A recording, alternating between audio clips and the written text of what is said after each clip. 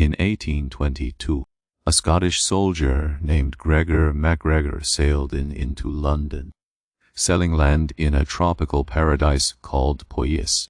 He had beautifully drawn maps. He had a national flag. He even printed his own fake currency. Hundreds of wealthy aristocrats bought in, packed up their entire lives, and sailed across the Atlantic Ocean.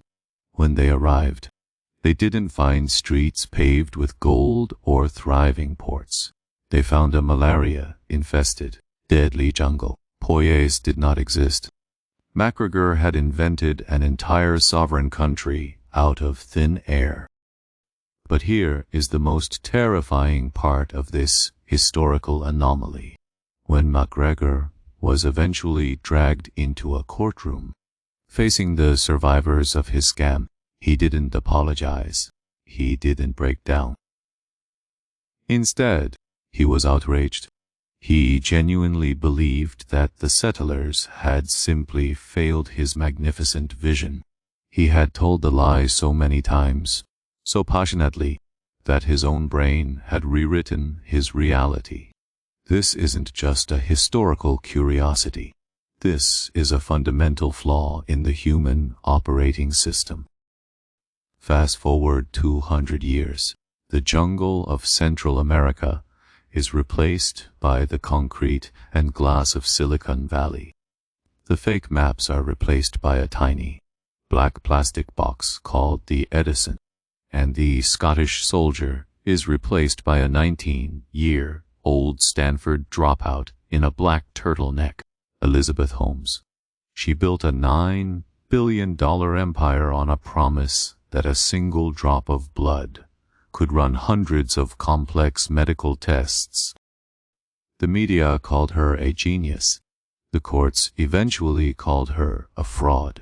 But as a psychologist looking at the architecture of power, I call her something entirely different. She is the ultimate specimen of evolutionary biology, doing exactly what it was designed to do. Today on Psyche of Power, we are not going to talk about how she scammed the world. We are going to deconstruct how she successfully and brutally scammed her own brain. To understand the phenomenon of Elizabeth Holmes, we have to throw away the conventional morality play. Good versus evil is a fairy tale for children. In the realm of hardcore psychology, there is only adaptation and survival. The human brain is an energy-hogging supercomputer, and cognitive dissonance, holding two conflicting realities in your head at the same time, burns a massive amount of psychological calories. When you lie, your brain is working in overdrive. You have to remember the truth. You have to invent the lie. And you have to constantly monitor the environment to ensure the lie isn't uncovered. This creates physiological leakage. Your pupils dilate. Your voice pitch changes. Your skin conductivity alters. This is how a polygraph machine works. It doesn't detect lies. It detects the brutal cognitive load of maintaining a fiction. This brings us to our first psychological anchor, Robert Triver's evolutionary theory of self-deception. Trivers, one of the greatest evolutionary biologists of the 20th century, posed a brilliant question. Since humans evolved as highly social creatures who are incredibly good at detecting when someone is lying, how did predators evolve to bypass this biological security system? The answer is elegantly terrifying. Trivers argued that the most effective way to deceive others is to first completely deceive yourself. If you genuinely believe your own lie, you delete the cognitive load. You don't sweat. Your voice doesn't tremble. You maintain perfect, unblinking eye contact. Your brain delegates the lie to your subconscious.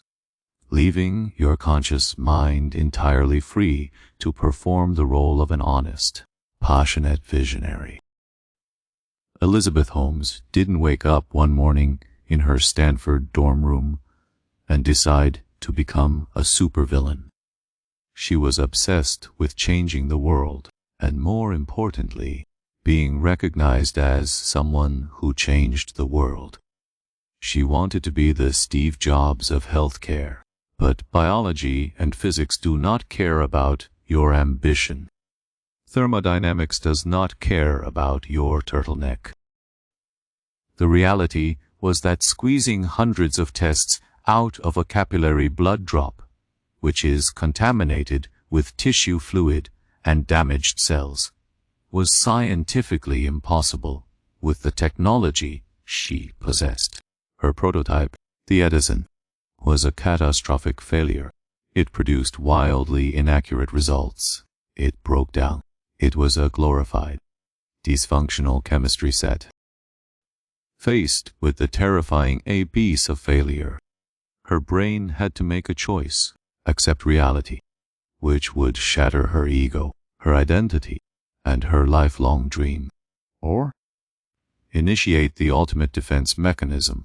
She chose self-deception. She convinced herself that the current failures were just temporary hurdles on the inevitable path to success.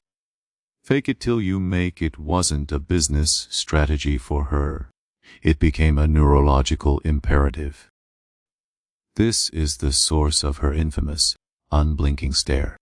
This is the origin of the artificially deepened baritone voice. These weren't just theatrical props to command authority in a male-dominated Silicon Valley.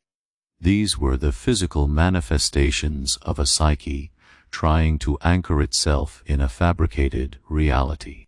She was literally trying to speak a new universe into existence, vibrating at a frequency that drowned out the truth. And here is our first cognitive reversal. The biggest misconception about the Theranos scandal is that Elizabeth Holmes was a master manipulator who outsmarted the smartest men in America. She wasn't outsmarting them. She was infecting them.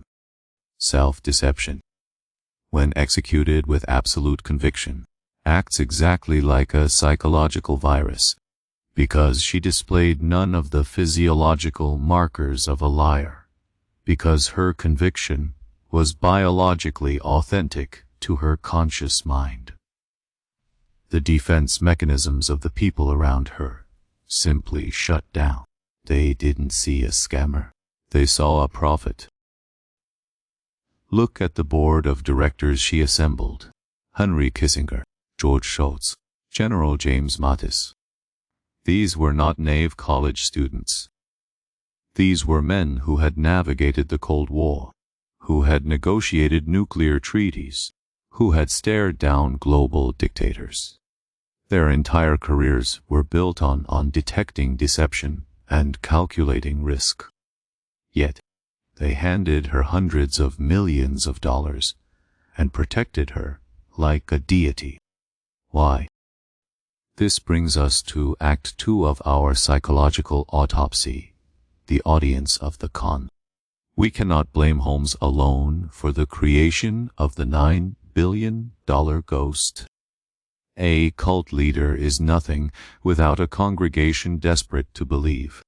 The investors in Silicon Valley didn't just ignore the red flags. They were magnetically attracted to them. Let me introduce you to a brilliant concept formulated in 2002 by psychologists Leonid Rosenblit and Frank Keel. It is called the Illusion of Explanatory Depth. In their experiments, they asked people to rate how well they understood everyday objects, like a zipper, a bicycle, or a flush toilet. Most people rated their understanding very high. They use them every day, so they assume they know how they work. But then, the psychologists asked these same people to actually draw, in detail, the mechanical steps of how a toilet flushes or how a zipper locks. Suddenly, the participants were paralyzed. Their confidence collapsed. They realized that what they possessed wasn't knowledge. It was merely familiarity. They mistook the ability to recognize a concept for the ability to explain it. This illusion is the dark matter of the Silicon Valley ecosystem. Elizabeth Holmes walked into boardrooms and used words like microfluidics, immunoassays, and disruptive multiplexing. The investors recognized these words. They had read them in tech magazines. They understood the concept of disruption. Therefore, they suffered from the illusion of explanatory depth. They thought they understood the science, when in reality, they only understood the vocabulary. But it goes deeper than intellectual hubris. It taps into the ego of the powerful. George Shultz and Henry Kissinger were men at the end of their lives. They had spent decades dealing in the ugly, cynical world of geopolitics, war, and compromise. Holmes offered them something money couldn't buy, a chance to be part of something purely good, a chance to save lives. She offered them absolution. When you offer powerful men a narrative that flatters their legacy, they will fiercely protect that narrative. This is why, when whistleblowers inside Theranos tried to raise the alarm, the board didn't listen. They viciously attacked the whistleblowers. To admit that Holmes was a fraud wasn't just to admit a bad financial investment. It was an existential threat to their own self-image as astute, visionary saviors. Inside the company, the reality was a nightmare. Real scientists, people who actually understood the biology, were horrified. The Edison machines were returning blood test results that could literally kill patients by telling them they were healthy when they were dying, or vice versa. The gap between the fiction and the reality became a yawning chasm. But Holmes could not stop. In the psychology of sunk cost, when the price of admitting you are wrong becomes too catastrophic for the psyche to bear, the brain doubles down. She began forging validation reports. She secretly used commercially available Siemens machines to run the blood tests, pretending her own technology had done the work. The lie was no longer passive. It was aggressively weaponized. At this stage, many commentators assume she finally crossed the line from a self-deluded visionary into a calculating, cynical criminal. But that underestimates the terrifying power of the human ego. Even as she committed wire fraud, even as she falsified documents, she likely justified every single action as a necessary evil, a temporary sin for a permanent salvation. In her mind, the technology was going to work eventually. She just needed more time, more money, more runway. Falsifying the documents wasn't a crime. It was a bridge to the inevitable future she was destined to create. She had ascended to the God complex.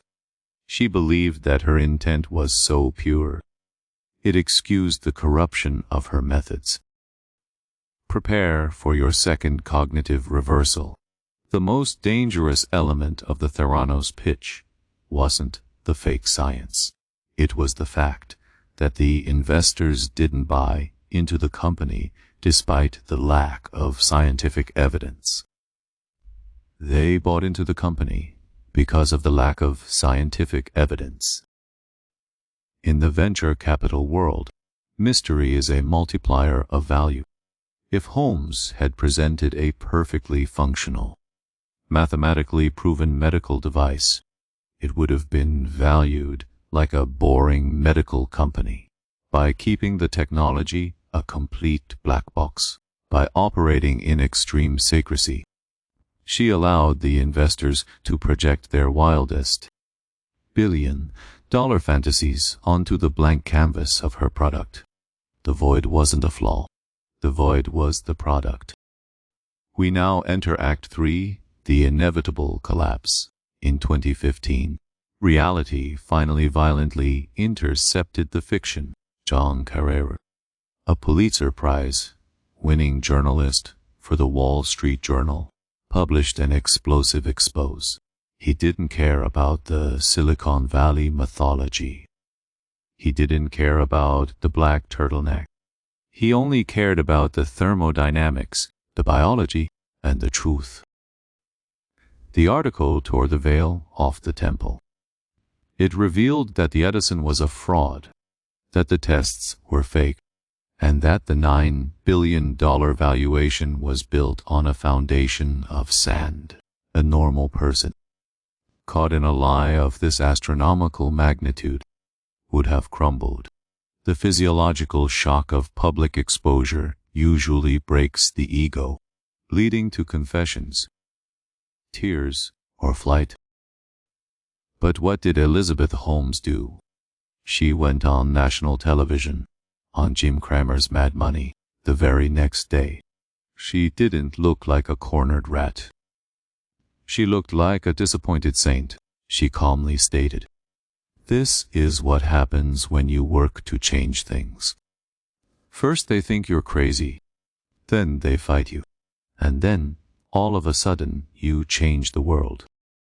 To analyze this breathtaking display of denial, we must turn to a rare neurological condition discovered by the French neurologist Joseph Babinski in 1914. It is called anosognosia. It translates from Greek as without knowledge of disease. It occurs when a patient suffers a stroke that paralyzes the left side of their body, but due to brain damage, they entirely lose the ability to perceive their own paralysis. If you ask an anosognotic patient to move their paralyzed arm, the arm doesn't move. But the patient will look you in the eye and calmly explain that they did move it, or they will invent an excuse, saying, "I'm just tired right now. I don't feel like moving it." They are not lying to you. The neurological bridge that connects reality to perception has been entirely severed. Elizabeth Holmes was suffering from what I call corporate anosognosia. The company was paralyzed. The technology was dead. The federal investigators were circling. But the psychological firewall she had built over 10 years of self-deception was so absolute, so structurally sound, that she simply could not process the failure. To admit the fraud would be psychological suicide. Even during her criminal trial, years later, observers noted how surreal her demeanor was. She arrived every day smiling, holding hands with her new wealthy partner. She took the stand and painted herself as a victim of a manipulative ex-boyfriend, a victim of overzealous journalists, a visionary who simply made innocent business mistakes. The reality distortion field never collapsed. It just shrank down to protect one single inhabitant. The human mind is a terrifying fortress. When the core identity is threatened with annihilation, the subconscious will deploy any weapon, distort any memory, and rewrite any reality to ensure survival. Holmes built an empire not on a technological breakthrough, but on a psychological hack. She bypassed the biological lie detectors of the world by blinding her own internal radar. This forces us to ask a deeply uncomfortable question. What is the actual difference between a visionary and a fraud? In the beginning, there is almost none. Every founder who tries to do something impossible has to possess a degree of irrational optimism. You have to ignore the critics. You have to bend reality. Steve Jobs did it. Elon Musk does it. The razor-thin line between becoming a billionaire on the cover of Time magazine and becoming a convicted felon in federal prison is often just physics. If the technology catches up to your delusions, you are hailed as a genius.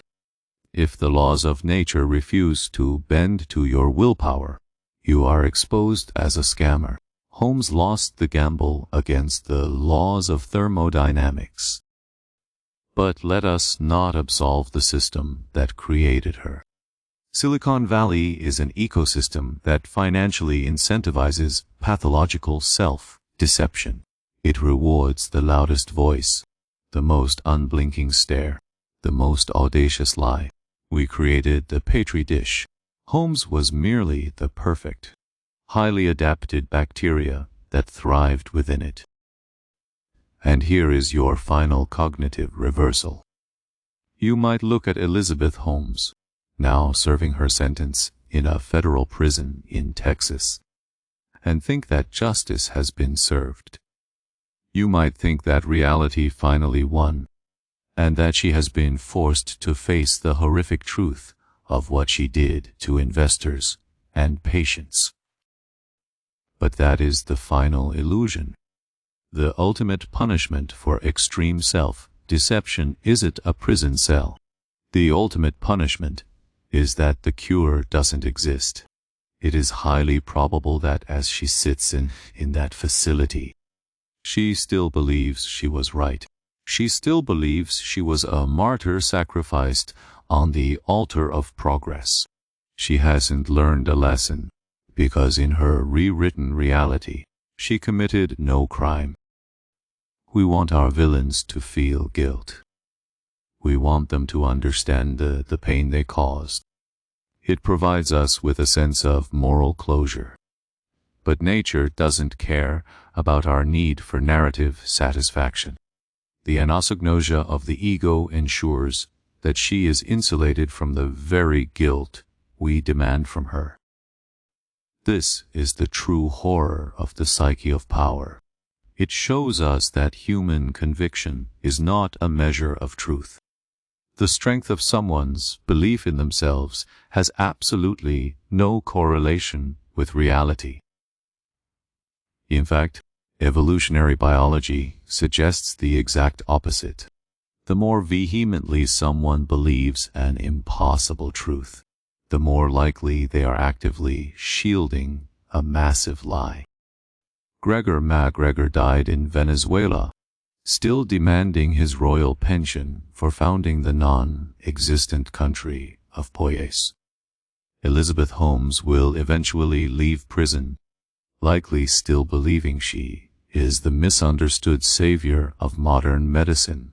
The actors change, the stages evolve, but the psychological virus remains exactly the same, passed down through the generations of human ambition. You might be sitting there, watching this, thinking you are too smart to be scammed. You think you would have seen through the black turtleneck and the deep voice. But remember the illusion of explanatory depth. You mistake your retrospective knowledge for proactive intelligence. If someone tapped into your deepest desires, flattered your ego, and looked you dead in the eye without blinking, would your biological alarm sound? Or would you, too, hand over your time, your money, and your belief? We all have a vulnerability to the confident visionary. We all want to believe in magic. And as long as humanity desires magic, there will always be someone willing to sever their own connection to reality in order to sell it to us. Blood is as a physical substance. It is governed by the laws of chemistry. It cannot be negotiated with. It cannot be intimidated by a boardroom. It cannot be gaslit by a CEO. In the end, reality always collects its debts. But the tragedy of the human mind is that it will bankrupt itself trying to pay that debt with counterfeit currency. The brain locked itself away to survive the cognitive load. It built a fortress of lies so impenetrable that even the architect lost the blueprints. Elizabeth Holmes didn't just ignore reality, she assassinated it, and in doing so, she became the ultimate cautionary tale of what happens when ambition overrides biology. Silicon Valley continues to search for the next unicorn. The venture capitalists still throw money at charismatic founders with impossible dreams. The ecosystem has not learned its lesson. The cycle will repeat, because the flaw isn't in the business model.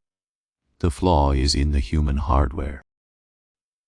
Before you judge Elizabeth Holmes, take a moment to look at your own life. Look at the small fictions you maintain every day to protect your own ego. The projects you promise you'll finish. The relationships you pretend are healthy. The failures you blame on others. We are all dosing self-deception just to get out of bed in the morning. Trivers was right. We are a species of actors, constantly rehearsing lines written by our subconscious, performing for an audience that is too busy memorizing their own scripts to notice our mistakes.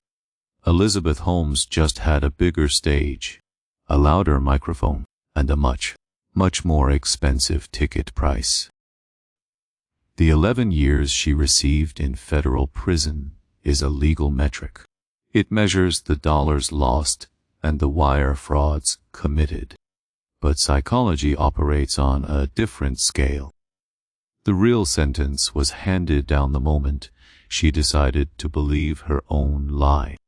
From that second forward, she was a prisoner of her own making.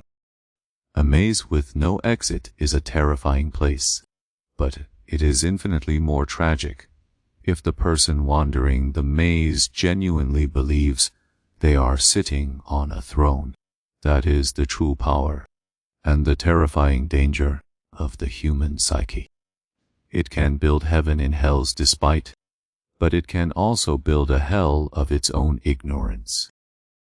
We study these historical anomalies not to feel morally superior, but to calibrate our own internal compasses, to understand that the most dangerous lies are never the ones whispered to us in dark alleys. The most dangerous lies are the ones we tell ourselves in the mirror, in the bright light of morning. The polygraph stays silent, the heart rate stays low, the eyes remain unblinking. The perfect predator goes undetected, until the laws of physics finally knock on the door. Theranos was a masterclass in the escalation of commitment. When you are $1 billion in debt to a lie, the truth is not a life raft. The truth is an anvil. You will swim faster, harder, and more desperately into the darkness of deception, just to avoid the crushing weight of reality. It is the ultimate manifestation of the tinkering heuristic gone wrong. The belief that if you just keep moving pieces around, if you just keep throwing money at a fundamental violation of physics, a miracle will eventually emerge. But miracles are the domain of theology, not engineering. And so, the enablers enabled, the illusion held. The Pinocchio effect distorted their moral proprioception. They couldn't feel the lie growing because they were part of the organism. When a delusion is shared by a billionaire, a general, and a secretary of state, it ceases to be a delusion. It becomes a market trend. But beneath the market trends, the actual patients waited. Real human beings making life or death decisions based on the output of a machine built on ego and held together by the glue of a psychological defense mechanism. The collateral damage of self-deception is rarely confined to the self. It bleeds out. The stain on Silicon Valley's reputation will eventually wash out. The money will be written off as a tax loss. But the terrifying psychological blueprints of the Theranos empire remain available. Open source? Waiting in the code of our evolutionary biology for the next visionary to compile them. Who will be next? What impossible promise will they sell? Infinite energy, immortality, and more importantly, when they stand on that stage, vibrating with absolute, self-deceived conviction, will you have the psychological armor to resist the infection? Resistance requires intellectual humility. It requires you to admit when you suffer from the illusion of explanatory depth. It requires you to ask the boring, tedious questions about physics and biology, rather than being swept away by the poetry of disruption. But humanity hates the boring questions. We crave the poetry. We want the Scottish soldier to show us the map to the jungle paradise. We want the 19-year-old dropout to cure disease with a single prick of the finger. We are complicit in our own deception. As long as the market demands miracles, the supply chain of self-deceived profits will never run dry. The psychological mechanics are simply too effective. The anosognosia of the ego is too powerful a shield against the brutal reality of failure. We are observing the limits of human cognition. We are seeing what happens when the brain's survival mechanisms turn malignant. The defense system designed to protect the ego from minor social embarrassments is wildly unequipped to handle the gravity of a $9 billion corporate fraud. The myth of Elizabeth Holmes is dead. The company is dissolved. The Edison machines are likely rotting in a landfill. But the ghost in the machine, the evolutionary quirk that made her possible, is alive and well. It is in me. It is in you. The next time you find yourself aggressively defending a belief, a project, or a leader, despite a mountain of contradictory evidence, stop, take a breath. Ask yourself if you are operating on knowledge, or if you are simply protecting your own ego from the painful friction of reality. Because the trap doesn't snap shut when the FBI knocks on the door. The trap snaps shut the moment you decide that your internal narrative is more important than the external truth. You cannot outsmart physics. You cannot gaslight thermodynamics. You can bend reality for a month, a year, maybe even a decade if you have enough venture capital. But reality has infinite patience. It will simply wait for your cognitive load to become unsustainable, and then it will crush you. The statues we build to our visionaries are made of sand. We worship the conviction, ignoring the foundation. Theranos was not an anomaly. It was a perfectly executed symptom of a culture that has mistaken self-deception for leadership. To navigate this world, you must become a student of the psyche. You must learn the markers of the anosognosia of everyday life. You must recognize when a confident smile is actually a desperate biological firewall. The brain is a masterpiece of evolution. It is capable of composing symphonies, splitting the atom, and exploring the cosmos. But it is also capable of building an impenetrable prison of lies and locking itself inside just to avoid feeling the cold draft of failure. There is no key to unlock the self-deceived mind from the outside. the intervention must come from within. But when the very mechanism required for self-reflection is the thing that is broken, the tragedy becomes absolute. From the deadly swamps of Poyes to the sterile laboratories of Palo Alto, the line of descent is clear. The Scottish soldier and the Stanford dropout share the exact same psychological DNA. They are siblings in the evolutionary history of the con. We dissect these stories not to condemn, but to understand.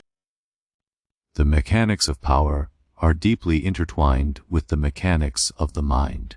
If you want to understand how empires rise and fall, you cannot just study economics. You must study the biological imperatives of the ego. Welcome to the dark architecture of human nature. We don't deal in comfortable truths here. We deal in the cold, clinical reality of why we do what we do. The line between the visionary who changes the world and the fraud who goes to prison is drawn not by intention, but by reality. And reality, unlike the human brain, cannot be deceived. It has no ego. It has no cognitive load. It simply is. Elizabeth Holmes ignored reality. She insulated herself in a biological distortion field, but reality didn't ignore her. It collected the data, ran the thermodynamics, and delivered the final, undeniable test result. The billion-dollar delusion has collapsed, but the psychological machinery that built it is still humming in the background of humanity, waiting for the next spark of impossible ambition to set it in motion. If you want to continue exploring the hidden biological and psychological forces that dictate power, deception, and human history, hit subscribe. We are just scratching the surface of the human mind. I am your host. This has been Psyche of Power. Question your convictions. Interrogate your reality. And remember, the most dangerous lies are the ones you don't even know you are telling yourself. Until next time.